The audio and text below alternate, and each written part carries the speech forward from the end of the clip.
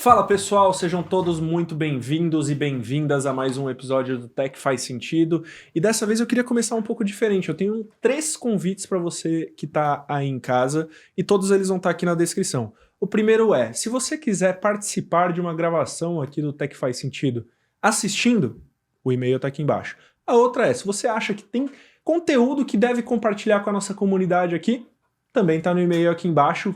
Vai ser uma honra poder bater um papo com você. E o terceiro, Bru, já vou deixar aí pra você. Já sabe qual que é, né? Falar do blogueiro, né? Exatamente, vai pra Pessoal, ele já, cara. A gente tá começando aqui agora, mas não se esquece de se inscrever, ativar o sininho, deixar seu like, acompanhar a gente também nas redes sociais. Mas pode assistir o episódio completo primeiro, pra depois deixar o like. Boa. Então quem temos aqui com a gente hoje, nossa convidada especialíssima, Juliana Felipe. Ju, seja muito bem-vinda. Oi, pessoal, obrigada, um prazer. Pelo papo lá fora, antes de começar, vai ser uma delícia o papo Com certeza. Boa. Tem uma pergunta curiosa, posso? Já vai. Ju, como é que fala seu sobrenome do meio? Ai, Ou seu primeiro sobrenome? sim, é Juliana Schlesinger Felipe, é alemão. Olha só que chique. Juliana Schlesinger Schlesinger. Felipe. Você vai ver, até o final do Olha episódio só. eu vou falar. Meus 2 corretamente, né? filhinhos vão ter muito trabalho pra... Com certeza. Escrever e aprender a falar. Com certeza. Bom, Ju, você é Enterprise Partnership Manager na Paxos. Conta um pouquinho pra gente o que é isso, o que você faz na Paxos e o que é a Paxos também, por favor. Perfeito. Então, começar pela Paxos. A Paxos ela é uma empresa americana de infraestrutura de blockchain. Hoje a gente faz toda a infraestrutura de blockchain de grandes players como PayPal, Nubank, Mastercard, com uma solução chamada CryptoSource. A gente trabalha com PicPay, Mercado Pago, enfim. E o que é uma empresa de infraestrutura de blockchain, né? Hoje, se a gente pensa nas principais soluções que a gente oferece para o mercado, é o Crypto as a Service, que é realmente um trading de criptomoedas. Hoje a gente trabalha com Nubank, PicPay, Mercado Pago no Brasil. E também parte de stablecoins, né? O sonho da Paxos é tokenizar tudo, e a gente vai falar bastante sobre tokenização, mas a gente trabalha com essas duas frentes. O que é Enterprise Partnership Manager, né? Olhando para a estrutura da Paxos, uma empresa americana, e eu sou a primeira pessoa aqui no Brasil, e o meu grande objetivo é definir a estratégia para o país, olhar para todas as iniciativas de crescimento locais e garantir que a gente consiga otimizar todos os projetos com clientes e futuros clientes por aqui. Perfeito. E aí já começaram a aparecer algumas palavrinhas aí, tokenização, cripto, blockchain. Todas as definições que eu pego por aí, Ju, dessas palavras são complexas. Então, é um banco de dados em blocos de informações que se conectam e se integram para que a gente compartilhe isso numa rede da empresa. Começa a dar uma bugada. Ju, para uma criança de 5 anos, dá uma explicada aqui que é blockchain, cripto e o último que é tokenização, por favor. Perfeito. Então, vamos começar. Então, se a gente pensa em cripto, é a primeira aplicação prática do blockchain, né? E aí, o que é o blockchain? Blockchain é um sistema de tecnologia que se identifica muito seguro pela criptografia, né? Começou com o uso dos militares, para garantir que hoje a gente consiga ter uma representação digital dentro de um modelo tecnológico que funcione e traga segurança, eficiência e redução de custo para a população. Então, quando a gente pensa em cripto, existiam blocos, né, como você falou, né, foi um sistema, o Bitcoin veio trazer isso, um sistema colaborativo para mostrar que, tirando um órgão central, você conseguia que a tecnologia te trouxesse segurança entre movimentações financeiras entre pares. Hoje, se a gente pensa em tokenização, se fala de tokenizar carro, casa, enfim, serviços financeiros, mas no final das contas é você ter uma representação digital de um ativo real dentro do blockchain para garantir mais segurança nessas transações. Então, vamos dar um exemplo, né? Hoje está se tokenizando os criptoativos em si, né? Você tem a parte de trading que você pode trocar, você pode tirar o dinheiro a hora que você quer, então realmente é uma representação digital. A gente até mencionou de NFTs e tudo mais, mas no fundo, é garantir que a gente tenha um layer a mais de segurança numa rede que se diz programável e muito inteligente. Isso Até... Vai lá, Bruno. Perdão, Dé, assim, trazendo esse ponto que você brincou, explicar para uma criança de 5 anos, isso me lembrou um negócio, óbvio que foge um pouquinho da esfera, mas eu acho que o conceito é bem parecido, que é a do Roblox, né, que a gente tanto fala, que virou ali um metaverso, igual a gente já discutiu esses temas por aqui, e teve uma época em que várias empresas, inclusive acho que a Vans fez isso, de lançar um tênis só para o Roblox, que aí tinha esse processo, por exemplo, de NFT, que você só poderia ter lá. Então talvez isso esteja até mais próximo das crianças de 5 anos do que da gente hoje, né? Seus filhos têm essa compreensão do que são essas tecnologias ou ainda... Eles são pequenininhos, né? Um tem 4 e um tem 2. Mas o que me traz o que me chama a atenção é muito a rapidez que eles exigem das coisas, né? Hoje tá tudo a um clique. Sim. E muito curioso, né? Quando a gente tá vendo... Pode falar o nome do streaming, mas tá vendo um streaming, ele vai lá, quero esse desenho. Clica, o desenho tá lá. Se a gente pensa numa TV aberta, tem anúncios. E eles não entendem o anúncio. Mamãe, eu quero ver o desenho. Por que tá rolando o anúncio? Acho que se a gente pensa em dinheiro, em outros temas das nossas vidas, a gente precisa tudo em tempo real. E hoje, se a gente pensa no sistema financeiro como um todo, o uso de dados evoluiu, os serviços digitais evoluíram, mas se a gente pensa no back-office daquilo, uma liquidação de uma movimentação financeira Brasil e Estados Unidos demora 2 a 3 dias úteis. A gente não vê, mas ele existe com muito trabalho operacional por trás. Então, eu vejo o blockchain como uma tecnologia que o Banco Central, todo o mercado está estudando muito de perto para garantir mais agilidade e eficiência. E acho que é uma tecnologia que veio para ficar. Tem até um ponto que estava mencionando um pouco mais cedo nos bastidores aqui, tá, galera?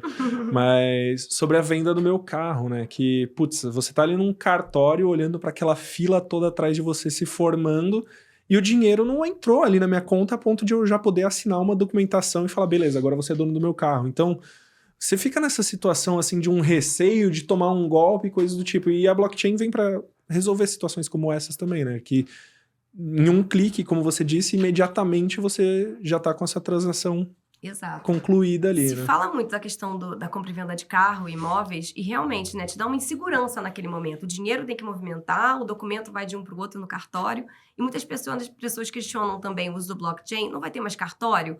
Com certeza vai ter, ele vai ter um outro papel, mas garantir que a tecnologia vai agilizar. Então, você garantir que o dinheiro vai ser movimentado, que o documento vai passar de um par para outro par de forma adequada e você ter mais segurança nesse processo. Hoje, o Banco Central ele tem essa preocupação com a privacidade e segurança e é muito sábio estar muito próximo da iniciativa privada para realmente fazer muito piloto, né, performar muitos testes para garantir que a gente entenda os riscos e oportunidades e traga confiança depois para a utilização massiva. Entender um pouco de riscos e oportunidades, o que você consegue enxergar nesse cenário da economia tokenizada, digamos assim? Perfeito. Voltando um pouquinho para o plano de fundo da Paxos, é uma empresa extremamente regulamentada no mundo. E hoje o Banco Central ele foi eleito no mercado de criptomoedas, por exemplo, como regulador.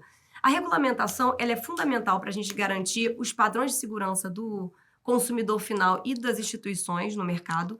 Mas eu vejo que, quais são os riscos? O Brasil tem muito golpe, e não só no mercado financeiro, né? Hoje tem golpe em todos os mercados, fraudes. Infelizmente, o brasileiro é muito criativo para o bem e também para o mal. Então, o que eu vejo é que hoje precisa se criar uma rede com uma proteção muito grande do usuário. A gente até estava conversando sobre o exemplo de um banco, não sei se posso mencionar o nome ou não, mas que cria barreiras para que você não seja, né, roubado, proteção no aplicativo. Então, eu vejo que, realmente, golpes e fraudes são pontos que é difícil a gente prever o que vai ser criado, e isso tem que ser constantemente avaliado.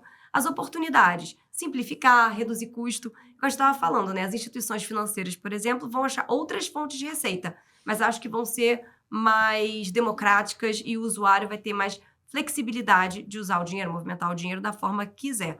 A gente falou do Pix, a gente falou muito antes do podcast, foi um papo tão gostoso. Sim. Mas garantir que realmente a gente traga segurança e não iniba, né, a movimentação final do usuário. Trazendo essa parte de oportunidades, você falou também de simplificar e fazendo aquele casamento entre cartório e não. O quão burocrático seria isso, além do que já está sendo para implementar tudo, mas o quão burocrático seria isso no dia a dia? Na verdade, a gente está aprendendo, né? O mercado é extremamente no início, a gente vê, né, o Banco Central rodando pilotos. O Pix foi um primeiro modelo olhando para finanças, né, que funcionou, e agora ele tem uma meta alta de fazer o Open Finance bem sucedido e outras deliveries aí no roadmap. O que eu vejo é que a gente vai ter que ter muito cuidado realmente nas implementações. Os bancos e as instituições financeiras vão precisar estar muito próximas dos reguladores para garantir que isso seja feito e o tempo que eles vão conseguir desenvolver. Hoje, a estratégia dos bancos, às vezes, é fazer in-house, o que demora muito tempo, e às vezes é contratar parceiros que em 3, 6 meses consigam permitir a tokenização de um ativo financeiro, de um produto e lançar para o usuário final. Então, o tempo e as complexidades a gente vai descobrir junto com as dificuldades. A Paxos é uma empresa que eu até comentei, né? Que eu já trabalhei como headhunter, trabalhei no LinkedIn, então olhei muito bem para onde eu queria ir. E uma coisa que o CEO fala, que eu acho que é super sábia, a única forma de chegar em mainstream é pela regulamentação, é criando regras claras para as pessoas se sentirem seguras. Sem isso, a gente não segue para frente. Então, isso está sendo construído do início e, com certeza, muito do que está se criando agora vai ajudar a influenciar o que vai ser no futuro. E eu ainda acredito que vai estar sempre em mudança, porque a tecnologia, vocês sabem, né? Muda muito rápido. A gente brinca, né, que a única coisa que não muda na tecnologia é que tudo muda, né? Exato. Mas, Ju, talvez fique até um pouco repetitivo, mas você falando aí de usuário final, eu tenho uma percepção de que isso ainda, se eu estiver errado, por favor, me corrija, mas de que a economia tokenizada ainda é muito nichada, né? Talvez seja um olhar meu, até me corrija. Mas a gente percebe também um grande esforço das organizações para popularizar isso, para fazer com que blockchain e criptoativos vão para o mainstream, como você citou. Como você enxerga esse processo para o usuário final? Como que ainda está o uso dessas tecnologias para o usuário final? Perfeito. Acho que elas estão sendo utilizadas e vão ampliar muito, mas acho que ainda falta educação financeira no Brasil. Se tem muito influencer, e hoje até quais são as fontes seguras de informação para você poder investir o seu dinheiro, ou escolher a melhor reserva de valor, ou melhor banco, né, para você ter a sua conta aberta. Então, isso é muito delicado. Eu vejo que quando a gente pensa em tokenizar, ninguém sabe direito o quê, e hoje a gente vai entender quais são os problemas reais do brasileiro, qual é a dor, o que a gente pode resolver com a tokenização. Então, o que eu vejo é que o mercado financeiro ele está mais diverso. Então, hoje a gente tem os TradFis, a gente tem as fintechs, e cada uma está trabalhando em resolver problemas, né? Então, cada um trabalha de uma forma diferente. Hoje, o Banco Central está trabalhando em cima dessa tecnologia, o que vai ter que ser implementado pelos bancos, pelo mercado. E os bancos, cada um no seu ritmo, vai entender o que é prioridade. Se eu olho para criptoativo, muitos deles acabam usando parceiros que já têm a solução pronta e muitas vezes com benchmark lá fora, como o americano, e também tentando trazer educação financeira, que eu acho que tem um grande espaço para desenvolver. Então, hoje, se a gente pensa em volume, né, a gente tem mais de 214 milhões de brasileiros. 10 milhões investem em cripto, 9,3 investem na bolsa de valores. Esse número é bem maior do que eu imaginava. Confesso que estou surpreso. Sim. Mas... Exato. Desculpa interromper, mas é que Não, quando eu pensava em nicho, né? eu pensava até menor mesmo, assim, é um número expressivo. Exatamente. E o potencial que tem é gigante. O que isso traz de lição? A gente precisa educar para que o brasileiro saiba a sua utilização. Hoje, muita coisa é feita no blockchain, a gente nem sabe. Então, as tecnologias estão aí, a gente acaba só olhando numa interface final. Mas tem muita coisa aí sendo construída. E acredito que o marketing acaba sendo muito responsável pela adoção, mas é muito importante nesse momento que a gente traga informação de relevância para que o brasileiro entenda essas diferenças. No fundo, o grande objetivo é trazer mais segurança, eficiência operacional e redução de custo, mas que isso chegue até o usuário final de uma forma efetiva. Sim, e eu vou fazer uma pergunta talvez um pouco complexa, né? Então, assim, até pensando nas soluções da Paxos e tudo, aqui no Brasil, pelo menos do meu ponto de vista, a gente tem um comportamento econômico muito, vou dizer, instável, né? Sim. A gente tem muitas variações, muitas mudanças. Como que isso impacta em todo esse processo? Porque a gente pensa em curva de adoção, igual a gente falou do Pix e tudo mais, então a gente tenta trazer as pessoas que estão mais para trás, talvez nem internet banking usava, trazer para o Pix e tudo mais. Então, o comportamento do brasileiro, o comportamento econômico dele, como é que impacta nesses processos? Posso ir um pouquinho além, Bruno? Não Pode. só no comportamento da usabilidade em si, mas o comportamento sobre investimento também, mas é né? isso, é econômico. Comportamento econômico mesmo. Porque assim, de fato, como você mencionou, o internet banking, Pix, depois, então o seu comportamento frente tela já teve uma grande mudança. Mas o comportamento até em relação a investimentos, economia, assim, né? Eu costumo dizer que há 5 anos atrás não se falava tanto de investir como se fala hoje, né? Não sei se é pelo meu momento de vida que mudou também, mas a gente não percebia tantos brasileiros querendo investir, digamos assim, né? Então, só para complementar Com isso, certeza. a sua pergunta, Bruno. Bacana. Então, hoje, se a gente pensa no Brasil, a gente está está instável, mas se a gente compara com a Argentina, a gente está super bem, né? O Brasil já teve momentos muito delicados, Sim. já teve congelamento de contas, imagina, né? Então, hoje eu vejo que o Banco Central está fazendo um trabalho muito profissional e está sendo um benchmark global de segurar. Eu não falo de política, mas eu acho que o governo atual está sendo bem estratégico em se relacionar com outras nações para garantir, né, essa relação mais amigável e também garantir que a economia cresça. Hoje a gente tem mais de 9 bilhões de reais investidos, se eu olhar para 2022, em startups brasileiras, o que mostra que o brasileiro está criando coisas aplicáveis no Brasil e fora. Se a gente pensa em investimento, de novo, falta educação financeira. Hoje, até teve a questão das pirâmides, né, das criptomoedas e tal. Se a gente parar para pensar, hoje é especulação. Alguém fala, ganhei 5 mil reais investindo em Bitcoin. E a pessoa vai lá e investe sem saber exatamente o porquê. O que é o Bitcoin? O que é tecnologia? Por que isso é um exemplo prático de uma tecnologia que funciona? Não olha a variação, né, do mercado financeiro, que é bem complexo, né? Sim. Eu te falei, eu trabalhei muitos anos no LinkedIn e outras tecnologias, vim para blockchain no início desse ano. Então, você tem que realmente enfiar a cara, estudar e aprender, que é um mercado com muitas nuances. Mas realmente falta isso no brasileiro. Ele investe sem saber por quê. Então, você tem um ETF, você tem um fundo de renda fixa, você tem a cripto. Qual é o comportamento de cada uma delas? Por que isso é interessante? Qual o seu objetivo? E a gente estava também falando de um produto específico muito personalizado, que você bota ali, qual é seu sonho? Né? O dinheiro, você quer trabalhar ele, a renda, para quê? Qual o seu objetivo? É curto, longo prazo? E é curioso que eu converso com muitos amigos e tal, e sempre tem um consultor financeiro do banco. Você não sabe se ele quer te enrolar para bater a meta dele ou se realmente ele está trazendo algo bacana para a tua saúde financeira. Então, hoje, falta confiança, eu acho que por falta de educação, para que tenham fontes para que a pessoa possa estudar, entender e fazer uma opção embasada, né, do dinheiro e ter controle, né? Hoje a gente acaba não tendo controle da nossa vida financeira. A gente vai por um achismo e nem sempre é a melhor forma de se colocar o nosso tão suado dinheirinho. Verdade. E Ju, você trouxe um pouquinho aí, mencionou o LinkedIn, e aí quando a gente olha para o seu histórico, tem muito ali de pessoas, recrutamento e coisas do tipo, e, por favor, entenda o termo do nada, né? Mas do nada, blockchain, é uma tecnologia ainda nova, se descobrindo e coisas do tipo. Como que foi esse processo para você, até para conhecimento, digamos assim, dessa nova tecnologia? Bacana. Trabalhei muitos anos, trabalhei como headhunter, trabalhei 7 anos no LinkedIn, um baita tempo. E depois, há 6 anos, eu comecei a fazer mentoria de startups e eu acabo estando muito próxima desse ambiente de empreendedorismo, inovação. E cheguei num momento que falei, olha, eu quero mudar, né? Para onde eu quero ir? Qual tecnologia que eu acredito que seja o futuro? E aí procurei para headhunter, vocês sabem, né? Olha o mercado, né? Já tem um olhar ali bom para tendências. E aí achei a Paxos e, enfim, estavam precisando de uma pessoa aqui no Brasil para fazer o que eu adoro, que é montar estratégia. E eles estavam abertos a alguém que não viesse desse mercado, porque é um mercado muito novo, né? Então eu tive um treinamento de 3 meses, super embasado, né? Estou estudando pra caramba, aprendendo muito. E o que está me chamando a atenção? Primeiro, cada vez mais eu vejo que é uma tecnologia que veio para ficar e diversas opções aí de usabilidade e roadmap para tecnologia ser utilizada.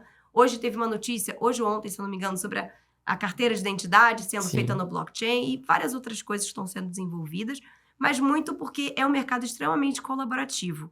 Então, hoje eu converso com stakeholders do mercado, pessoas que são de concorrentes ou possíveis parceiros ou clientes de uma forma muito colaborativa, porque todo mundo quer construir um mercado muito bacana e esse momento está sendo muito positivo para a inovação, principalmente nessa parte da economia tokenizada. Vocês estão ditando o que vai ser, né? Na verdade, o blockchain está sendo construído agora, né? Então, de fato, acho que quanto mais esse cenário for colaborativo, vai abrir espaço para todas as organizações, né? E um ponto interessante é que como a Paxos ela é uma líder em regulamentação global, né? Tá há mais de 10 anos aí, sempre teve essa filosofia.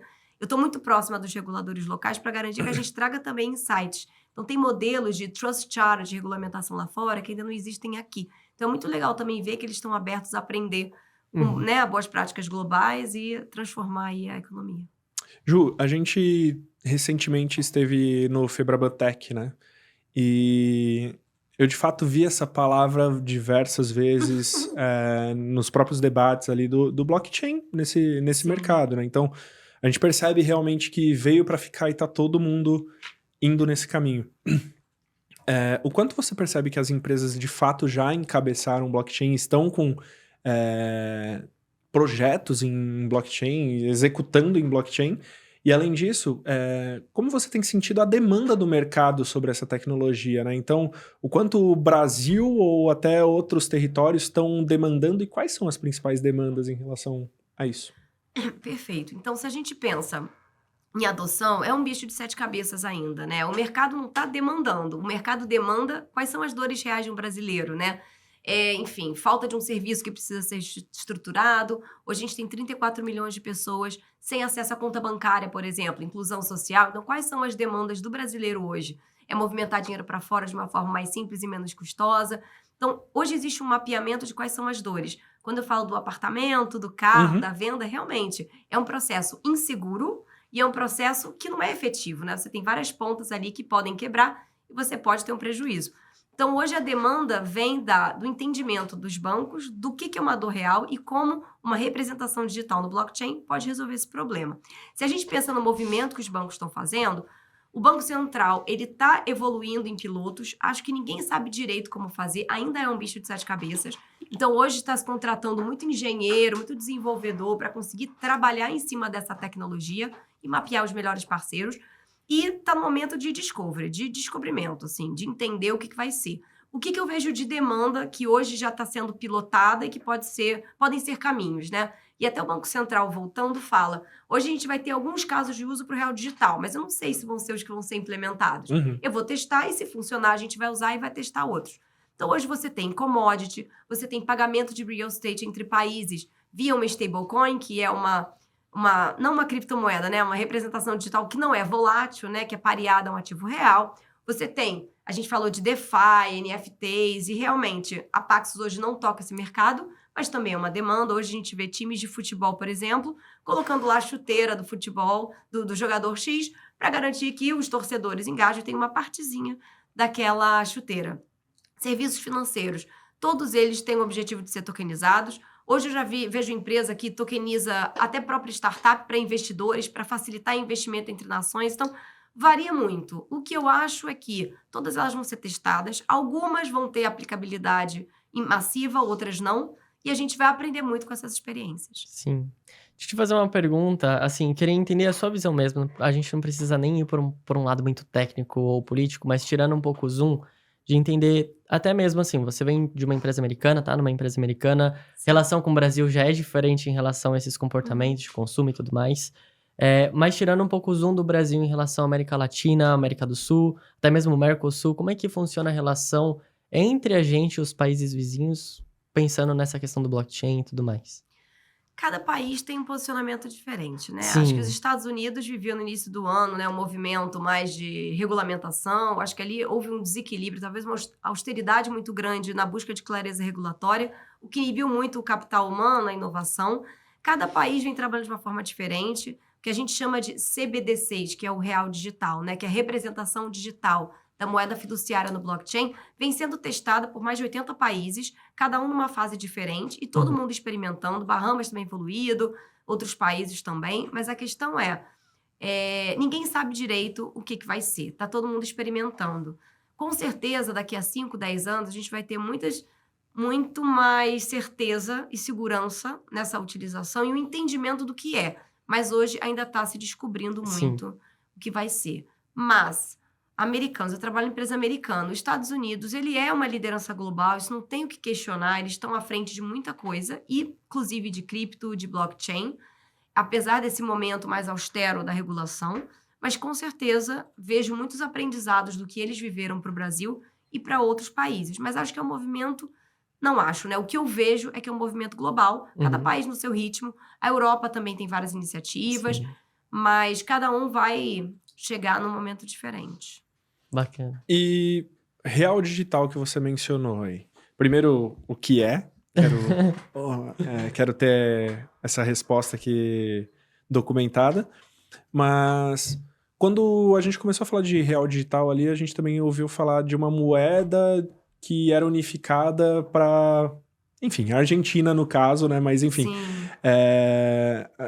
Como você vê a integração também de moedas entre outros países para que chegue nessa integração de uso de uma moeda digital, enfim? Engraçado, porque eu lembro que isso faz tempo, acho que ainda estava no ensino médio discussões sobre o Mercosul ter a mesma moeda. Sim. Tinha essas discussões igual. Você tá velho, hein, Bru? Ah, com certeza. Tô ficando. Vai, tô fala, ficando. fala. Tá filmado, mas pode falar. Depois a gente conversa.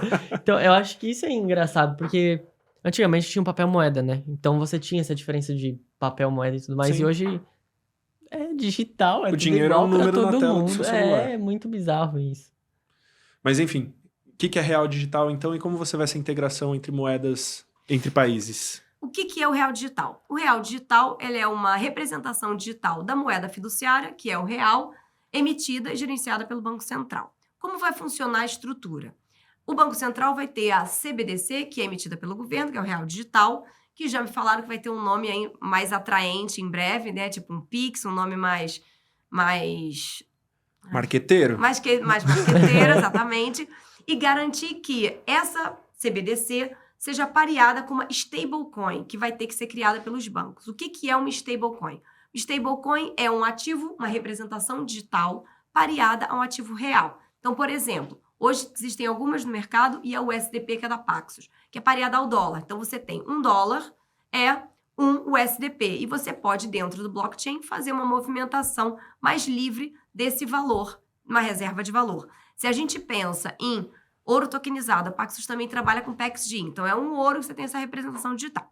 Então o Banco Central vai ter a CBDC, que vai parear com uma stablecoin, e os bancos vão criar usos de caso para essa moeda. Quando a gente pensa entre nações, fica mais complexo o negócio. Se a gente pensa no Pix, ele conseguiu, né, o Banco Central, unificar os bancos, criar algo que é transacionado entre bancos. Ok, eles aprovaram, dentro do Brasil fica mais fácil. Entre países existe muita burocracia, muita legislação, e cada um difere do outro. Então, eu acho que o grande desafio hoje, se a gente até pensar no roadmap do Pix, tem o Pix parcelado, o Pix Marketplace e o Pix entre países. Então, acho que hoje o grande desafio é conseguir, dentro do blockchain, criar esse caminho entre os países de uma forma fácil, rápida, e achar a clareza regulatória entre os países para garantir que esse fluxo aconteça. Já existem várias iniciativas nesse sentido, mas, por exemplo, a gente comentou, né? Lá fora, esse papo rendeu pra caramba antes do podcast.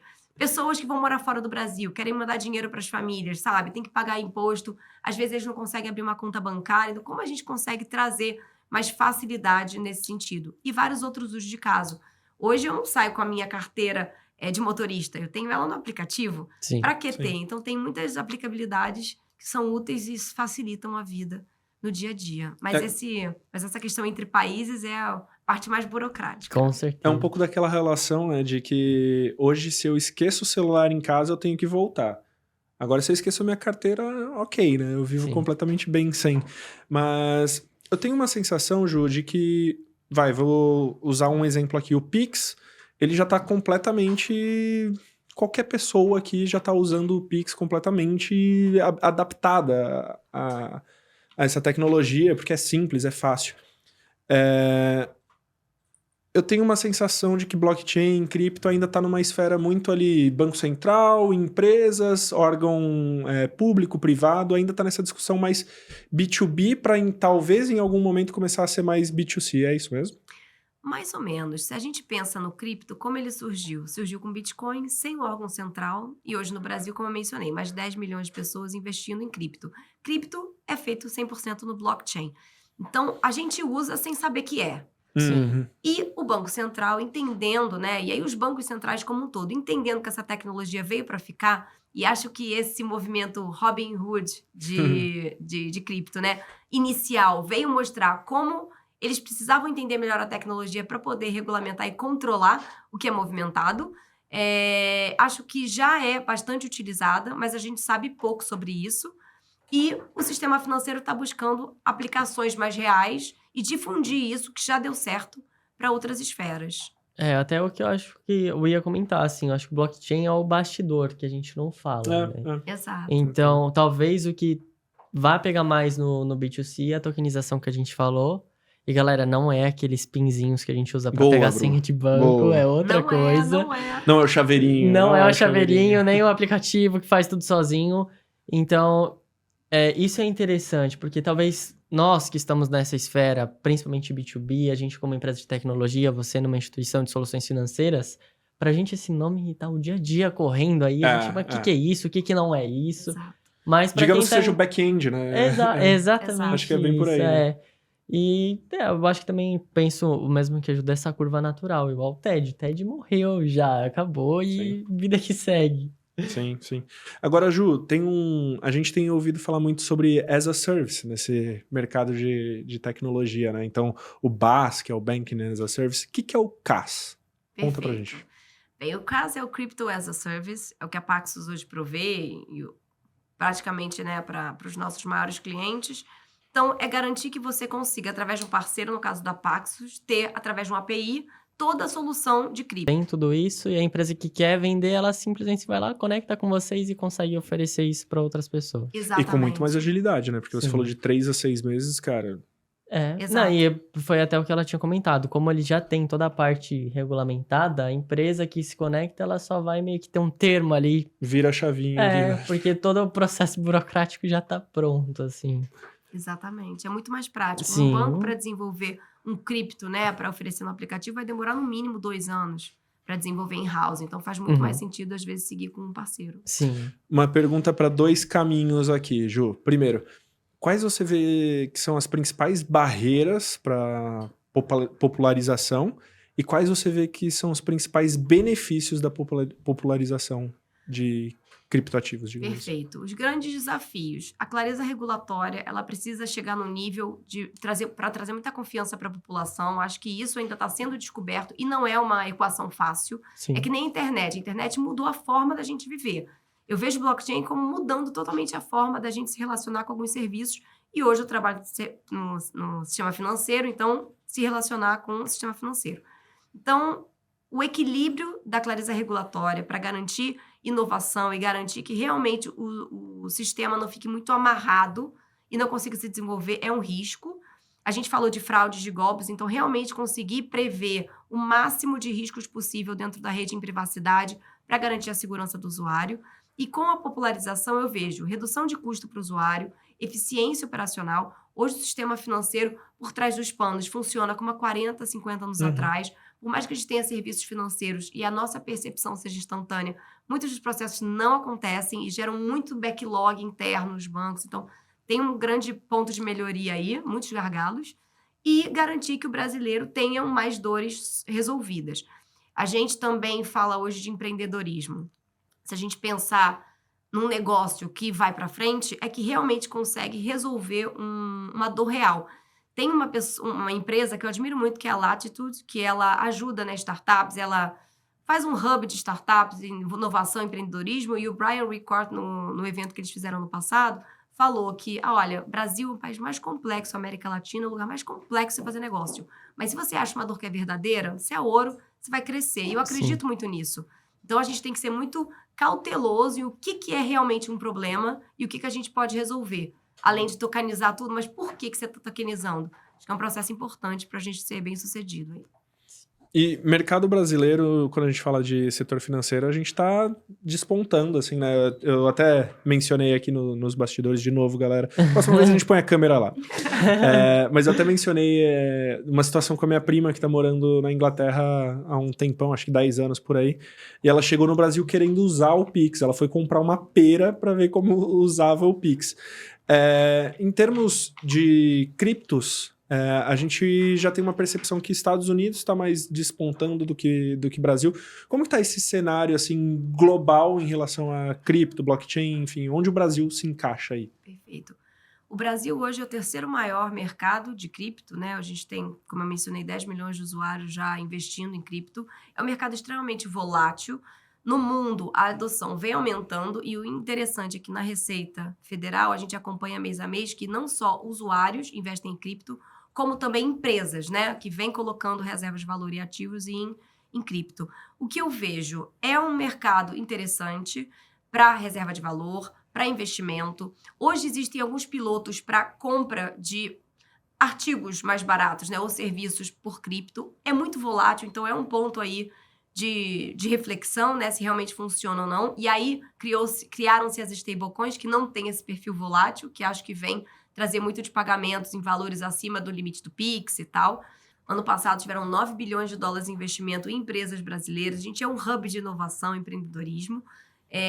Por ser uma população extremamente diversa, vejo isso com bons olhos, é um berço de testes aí globais, mas acho que tem que ser feito de uma forma muito cautelosa, porque o Brasil tem muita coisa boa, mas também tem muitos pontos para cuidar. Então, realmente, de novo, tudo cai na privacidade, na clareza regulatória, no cuidado com o usuário final, que ele se sinta protegido. E é muito curioso, porque se a gente pensa no Bitcoin, que não tinha um órgão central, funcionava, hoje já é feito via bancos, então já tem um outro olhar dentro do trading de criptomoedas e tudo mais. Existe já protocolos de segurança, auditorias, mas cada vez mais vai ampliar e, com certeza, o Banco Central está se movendo muito bem. Está pegando características do Brasil para conseguir ser um benchmark global e eu tenho certeza que vai influenciar muito as outras nações. O interessante, os Estados Unidos, ele é super à frente, né? Uma potência global, mas esse ano, no início, ele se posicionou de uma forma muito austera, né? Olhando para a clareza regulatória. E acho que o Brasil está indo numa outra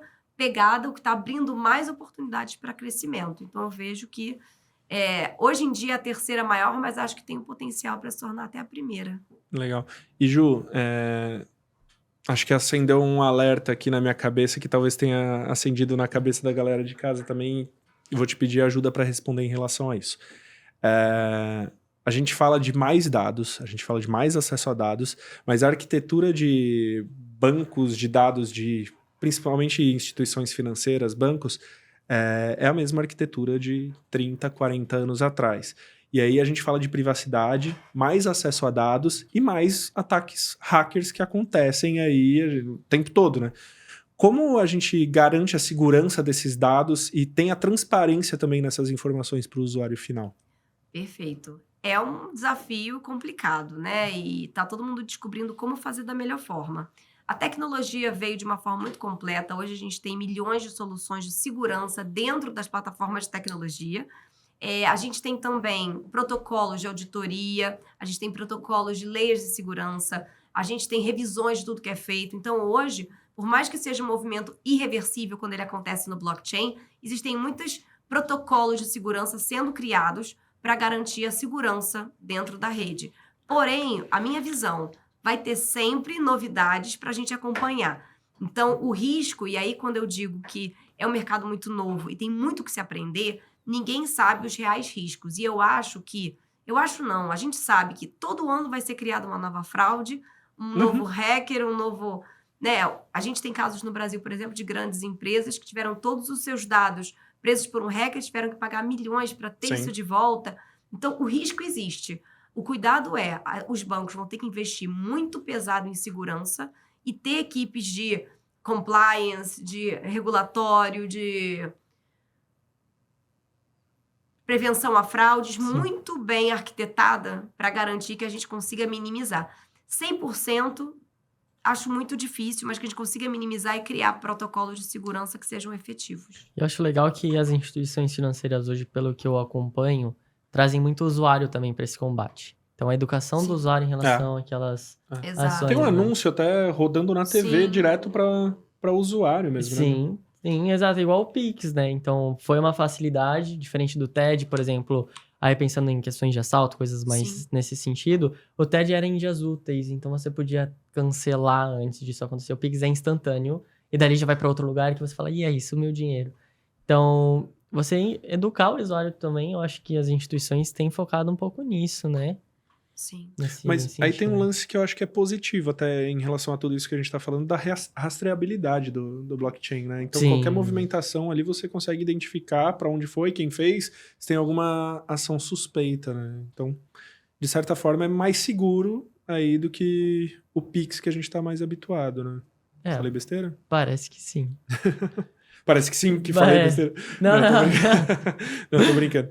Mas queria começar a trazer aqui para as nossas considerações finais, Bru. O que você traz aí de alguma pergunta, alguma coisa que esclareceu aí com esse papo com a Ju, enfim? Sim. Eu gostei bastante do nosso papo, então, inclusive, queria te agradecer. Foi um prazer a gente estar aqui conversando. Acho que, assim, parte técnica, financeira, a gente falou bastante. Eu queria pegar um gancho do seu lado Headhunter também. Então, assim, o que você vê né, com sua experiência de headhunter e aí trabalhando com tecnologia, soluções financeiras, de evolução do mercado em relação a carreiras. Você falou que ia puxar esse ponto, puxei. Ele sempre traz. Tá aqui da mesa. Perfeito. Esse é um assunto que eu gosto. Aham. Então, o mercado está evoluindo muito, é o que a gente falou, né? Infelizmente, ainda existem muitos preconceitos, né? Tem Sim. etarismo, com gênero, raça, enfim, infelizmente. E a gente está evoluindo muito. É muito bom ver novos modelos surgindo, inspirações. Então, a gente vê muito mais pessoas pretas na televisão, a gente vê muito mais inserção no mercado de trabalho de pessoas que não tiveram tantos privilégios, né, na educação e tudo mais, mas tem muito que desenvolver. A gente até estava conversando, né? Sim. Não, eu vou voltar, porque também toda hora eu fico falando do papo de antes, então eu vou voltar. Então, vamos lá. Falando de carreira, eu adoro esse assunto. O que eu vejo hoje é que o mercado está evoluindo de uma forma muito rápida. Existem muitas dívidas históricas que estão sendo pagas, isso é muito bom de ver. A mulher, né? Eu, como mulher, mãe, é muito bom ver mais mulheres, inclusive Marina Coppola na CVM, muitas mulheres, e aí crescendo, né, o percentual de mulheres no mercado de trabalho de tecnologia, sim, principalmente. Mas acho que ainda existem alguns preconceitos, alguns vieses que a gente identifica em processo seletivo, no olhar das empresas. Um ponto que ajuda muito da cultura corporativa em si é garantir que a gente tenha uma cultura de diversidade, não só para o nosso usuário final como marketing, para garantir os usuários finais, né, que vão gostar da nossa marca, mas muito os funcionários que realmente sejam tratados dessa forma diversa. O Brasil talvez seja um dos berços de inovação e de fintechs, assim, por causa da diversidade. Sim. A gente tem pessoas diferentes que realmente trocam muito e conseguem construir algo muito mais inovador do que outras nações. Uhum. Então, tem muito que melhorar, acho que está melhorando e é bom ver que está melhorando. Com e certeza. Cada vez está indo mais rápido. A comunicação, as redes sociais ajudaram a botar um alto-falante em como a mudança é importante e é necessária. E acredito que vai mudar bastante para os próximos anos. Com certeza. Posso só casar uma pergunta? Vai lá. Até pensando assim na sua trajetória e tudo mais, o pessoal que está assistindo a gente, nem todo mundo tá nesse mercado, mas às vezes quer entrar. Qual seria a sua sugestão de por onde começar esse caminho? Em tech ou RH? Em tech, pensando nessa questão de soluções financeiras, principalmente. Bacana. Blockchain, tudo que a gente trouxe aqui hoje.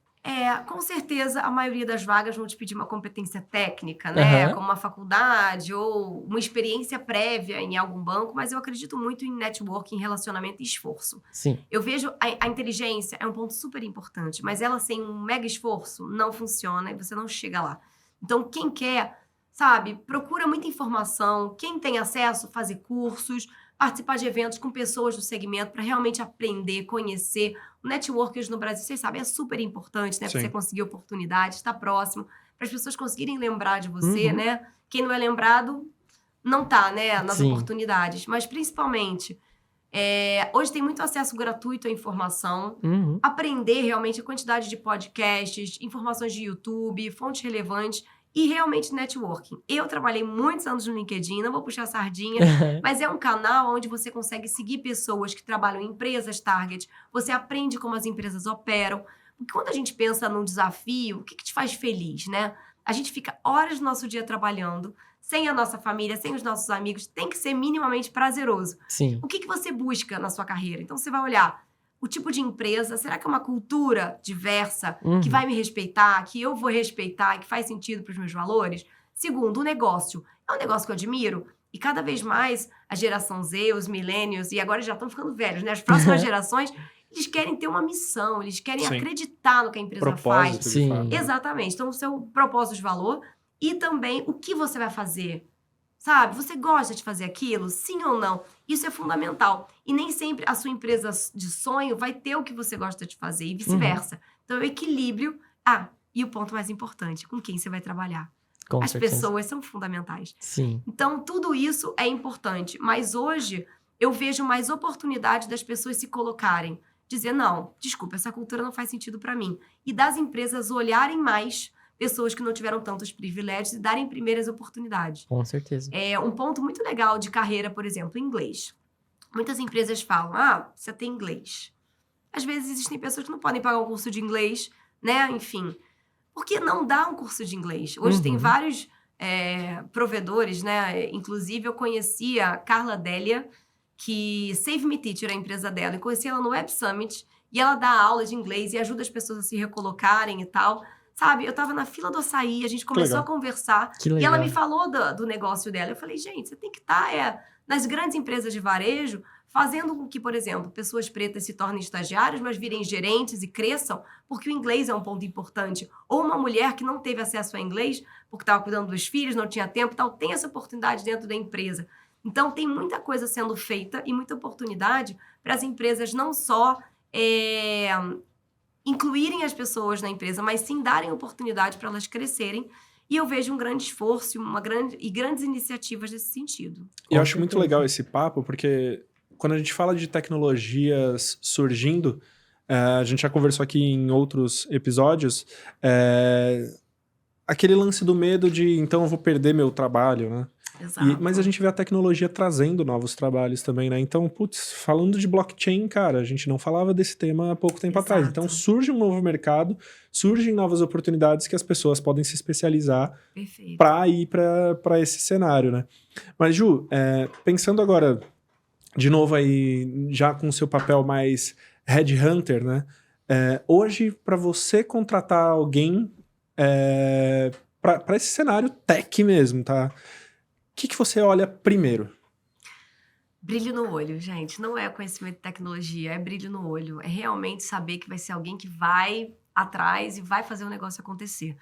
Eu não era de blockchain e hoje eu me sinto super capaz de falar, entender e realmente estou super dentro do mercado.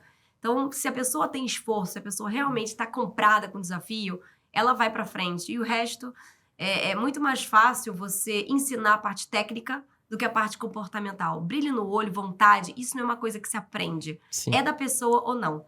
Então, é isso que eu identifico. E para ir concluindo aí, quais são as tendências que você enxerga para esse mercado, assim, que estamos para virar a chavinha e talvez algumas mais a longo prazo? De carreira ou tecnicamente? Tecnicamente. Tecnicamente. Hoje, mão de obra é a principal, né? Capital humano. Se a gente não tiver desenvolvedores, engenheiros, realmente trabalhando na melhoria da plataforma 100%, isso não acontece. Olhar de negócio, essa é a parte onde a gente vai ajustando a tecnologia para as reais necessidades. Uma análise real do que precisa ser tokenizado, tudo quer ser tokenizado. Existem coisas que já funcionam. O Banco Central se posiciona muito de, pagamento já foi resolvido com Pix. Então, vamos pensar em outras dores? E faz sentido, o Pix resolveu muita coisa. Então, acho que realmente criar prioridades efetivas do que é importante e o que é mais importante ser priorizado para o olhar do brasileiro, e não só pela parte financeira, pela aplicabilidade real daquele item a ser tokenizado. Sim. Criativo. O tokenizar por tokenizar. Exatamente. Então, enfim, tem que ter um propósito. A gente corriqueiramente traz isso aqui, né? De que a tecnologia pela tecnologia não tem um problema a ser resolvido, né? Então, de fato, o que está trazendo por trás que a tecnologia seja a ferramenta para resolver. Bru? É isso, eu acho, né? Eu queria fazer um convite pro pessoal também, como a gente falou aqui de networking, principalmente para você dar seu primeiro passo, que é seguindo a Ju no LinkedIn. Exatamente. E conhecendo os conteúdos também. A gente falou bastante de buscar conhecimento, óbvio que aqui foi um deles, mas a Ju também foi palestrante no Febrabatec 2023. Exatamente. E se eu não me engano, a palestra dela também tá aqui no YouTube. Então, acho que esses primeiros passos são bons aí para você que quer entrar e conhecer sobre o tema, entrar no mercado, enfim, tudo isso. E aí, agora sim, não se esquece de deixar o joinha e se inscrever aqui no canal. É isso. Ju, suas palavras e considerações finais, por favor. Foi uma delícia estar aqui com vocês. Eu acredito muito que o blockchain é a tendência e é uma tecnologia que veio para ficar. Estou super feliz de fazer parte desse momento de realmente ajudar a influenciar um mercado tão novo e tão impactante. É isso. A gente diversas vezes aqui fala de coisas que estão na crista da onda, assim, né? Então, a inovação é isso, né? Acho que é ditar um pouco do que tá para acontecer, né? E, enfim, eu percebo muito isso de blockchain. Já é consolidado, já aconteceu, mas ainda está acontecendo e vai acontecer muito mais, né? Mas é isso, pessoal. Espero que vocês tenham curtido mais esse episódio, tenham se informado, tenham gerado mais conhecimento sobre essas novas tecnologias. Curtam a gente, sigam a nossa página, se inscrevam aqui no canal. Também estamos no Spotify. Espero que esse episódio tenha contribuído para você com mais uma vez a tecnologia fazendo sentido aí na sua vida. Valeu!